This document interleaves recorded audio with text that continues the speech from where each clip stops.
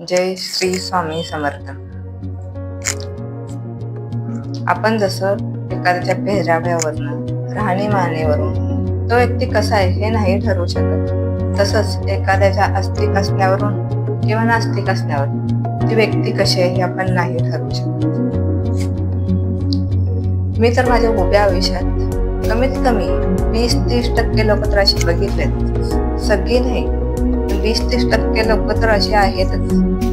सकाळ संध्याकाळ पूजा करणार, पारायण, भजन, कीर्तन, जप हे सगळं करणार, पण माणुसकी म्हणून त्यांच्याकडे अजिबात नसते. एखाद्याने आपल्याकडे विश्वासाने एखादी गोष्ट सांगितली, तो बोलला बाबा कुणाला बोलू नकोस. हा बोलणार, मी नाही कुणाला बोलणार, मनात ठेव. आणि तो बाहेर माणूस जातोय की नाही, तो पण दुसऱ्याजवळ जाऊन बोलून नुसतं तो बोलला तेवढंच नाही बोलणार, त्याला मीठ मसाला लावून सांगणार. अशी लोक असतात. कधी एखाद्याचं भलं झालं त्यांना बघवणार नाही, कधी अडचणीतल्या व्यक्तीला मदत नाही करणार, मुक्या जनावरांचा जीव नाही जाणणार. मग तुमच्या आस्तिक असण्याचा फायदा काय?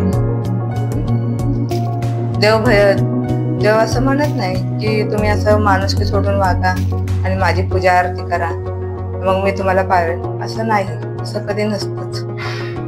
उलट नास्तिक असणारे लोक उलट ते काय असे रात्रंदिवस असं उठता बसता देवाची पूजा नाही करत, देवाला नुसता असा नमस्कार घातला तर बस त्यातच त्यांना सगळं समाधान मिळतं. आणि त्यात सगळ्यात जास्त ते माणुसकीला मानतात. माणुसकी हा त्यांचा पहिला धर्म असतो.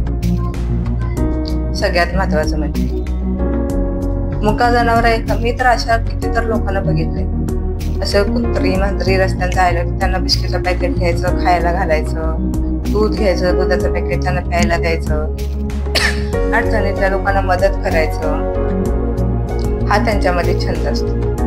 आणि ते सगळं आपल्या कर्तृत्वामध्येच माणुसकी बघतात. ते आपण चांगलं वागणं, माणुसकी हाच चांगला धर्म असं त्यांचं म्हणणं असतं. माणुसकीलाच देवधर्म असं मानतात. कारण आपण चांगलं कर्म केलं तर तिथं देव असतोच, असतो म्हणजे असतोच हे त्यांचं म्हणणं असतं. आणि मला त्यांचं ते म्हणणं पटतं. चांगलं कर्म करा, देव तुम्हाला तिथं उभं राहणारच. मग त्या नास्तिक असणाऱ्या लोकांना वाईट का म्हणायचं? आस्तिक लोक चांगली, नास्तिक लोक वाईट असं कधीही नसतं. हा आस्तिक असणं नास्तिक असणं हा ज्याचा त्याचा प्रश्न आहे. त्यामुळे तो वाईट तो चांगला असं नसतं.